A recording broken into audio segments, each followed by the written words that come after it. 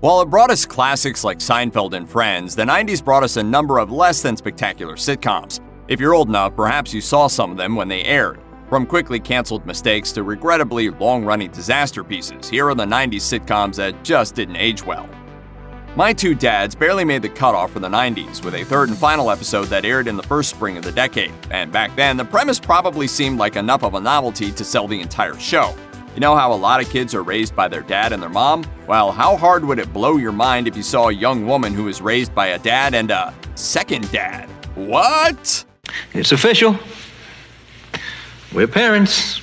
Unless you're a time traveler from the late 80s, the idea of someone being raised by two men probably has you wondering if you missed the twist that would make this setup interesting. There were, after all, plenty of reasons for that to happen, even back then, let alone today. These days, most media has gotten better at depicting the reality of families that don't fit into that allegedly traditional mold that we've seen on everything from Leave It to Beaver to The Simpsons. That's the wacky twist on display here, though. Two guys raise a kid, hijinks ensue. To be fair, the actual details of the premise are a whole lot weirder.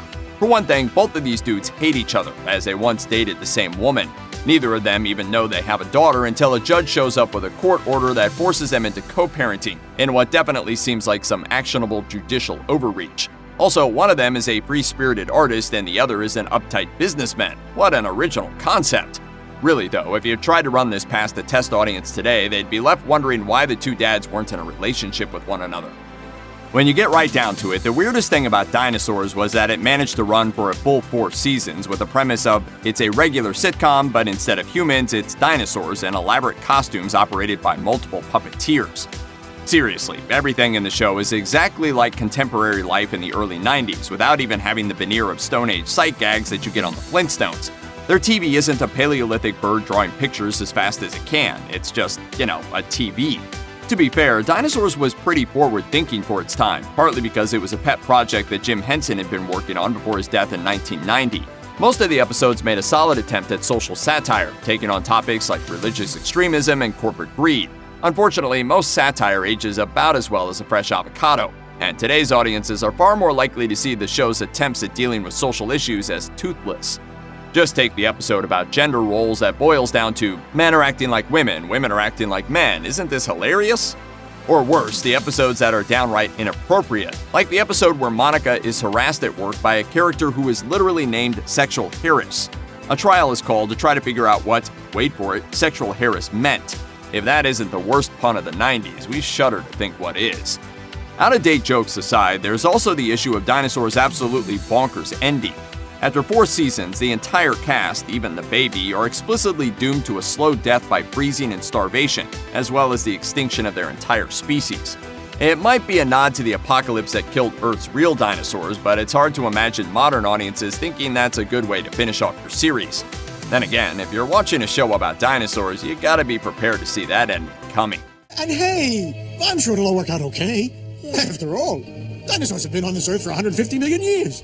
And it's not like we're going to just disappear. After The Simpsons became a cultural phenomenon, Fox's competitor networks tried to jump on the trend by making their own adult-oriented animated shows. Unfortunately, they forgot to make them good, leading to a brief explosion of primetime cartoons so bad that they make The Simpsons Season 26 look like The Simpsons Season 4. The weirdest one of the bunch was Capital Critters, a cartoon about all those rats in Washington, D.C. Congress. Zing! But seriously, it was about actual rats and mice who live in the White House and are menaced by cats drawn as caricatures of George H.W. Bush and Dan Quayle. It's sort of like if you combine The West Wing with An American Tail, and then made the resulting chimera drink grain alcohol until it couldn't see straight. To be fair, the premise isn't inherently terrible, even if it would probably be better suited for a newspaper comic strip than a TV show doomed to fail after a single season. The real problem here is that the episodes themselves were way darker than audiences at the time, or today for that matter, might expect. This is a series that started with an episode where a simple country mouse has to move to Washington after witnessing the graphic on-screen murders of his family by exterminators, including a sequence where he tries to tear a grate out of a wall to free his mother as she's being gassed to death. 2 episodes later, the story is about the mice getting a gun, like an actual human-sized revolver, so that they can murder a cat who killed one of their friends in the episode's opening moments. We don't really truck with the idea that today's generation is oversensitive or easily upset. But if audiences in 1992 rejected this thing, there's no way an audience in 2020 would want to deal with it. We've got our own problems, thank you. Family Dog was created by Brad Bird, who would go on to direct animated classics like The Iron Giant and The Incredibles. The show got its start as an episode of the anthology series Amazing Stories, which was produced by Steven Spielberg and featured designs from Tim Burton. In other words, that's a pedigree that on paper should lead to a mind-blowing, underrated classic of animation. Unfortunately, Family Dog is both miserable and shockingly uninspired. For evidence of the latter, look no further than the fact that there are 2 different episodes based around Jonah, the title pup, having to deal with larger, meaner dogs owned by 2 different sets of neighbors. Recycling a plot is one thing when you've got a long-running series, but Family Dog clocked in at just 10 episodes, one of which was a rerun of the Amazing Stories segment. Even that might be forgivable if the series had any of the charm that Bird would show in his later work. Jonah's family is made up of a bunch of idiotic jerks so unlikable that even the most jaded viewer would be left asking themselves, do these people have any redeeming qualities? It was justifiably short-lived in 1993, but one has to imagine that it would fare even worse today.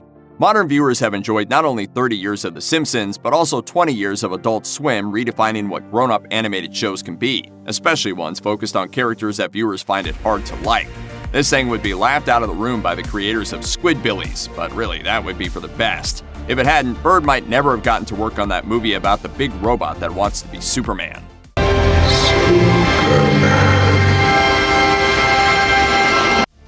Released in 1997, Over the Top sadly isn't about a trucker who somehow has to win both an 18-wheeler and custody of his estranged son in an arm wrestling tournament. Instead, it's a show about an out-of-work actor whose career has gone so sour that he has to move into a hotel full of wacky characters, run by the woman he was once married to for 12 days.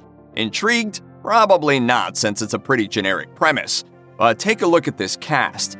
Tim Curry stars as the actor, Annie Potts as the ex-wife, and Steve Carell as one of those wacky characters, appearing as a chef named Yorgo. By all rights, this series had the combined comedic power of Ghostbusters, The Office, and Clue, and that should be enough to elevate even the worst premise into something worth watching. Do not, under any circumstances, be fooled into checking it out. Curry, Potts, and Carell are all phenomenal talents in their own right, but Over the Top brought down such a weight of crushing mediocrity upon them that they never had a chance. It was canceled after 3 episodes, and while its bizarrely star-studded status has earned it some interest via bootlegs, it's just not worth watching. It's only made worse today by the fact that, while 2 of those actors already had a respectable career under their belts, the third has gone on to become a sitcom icon. Ketchup and mustard and relish! Perhaps you'd like to take and sprinkle some dirt on my cooking. Maybe that would make it taste better! Steve Carell did manage to wring some comedy out of it eventually, though. At more than one awards show, he's read a review of Over the Top that goes, "I have stood in a freezer full of dead people at the morgue. I have seen a man's scalp pulled back over his nose. But I can now honestly say that until Steve Carell's turn in the premiere of Over the Top, I have never known true horror." From the United States founding through the Civil War and Reconstruction, America's history of slavery has been a terrible stain on the nation, and certainly not something to joke about. And yet, somehow, against all odds, The Secret Diary of Desmond Pfeiffer exists, once having been greenlit on basic cable. At least it didn't last for long. It disappeared after just 4 weeks back in October 1998 on UPN, a network that apparently figured if nobody was watching anyway, they might as well do whatever they wanted. In this case, Anything was a sitcom about Desmond Pfeiffer, played by Chi McBride in a role that could best be described as slumming it.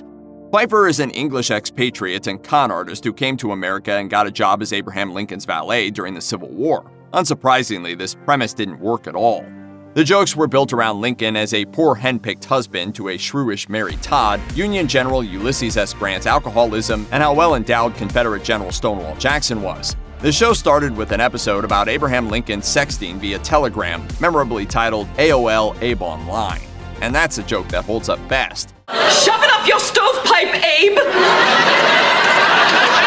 I can't believe the war is the easy part of my day. Needless to say, Pfeiffer's brief tenure on UPN was heralded by protests from the NAACP and the ire of critics, who were left in disgusted disbelief by some of the jokes in the pilot.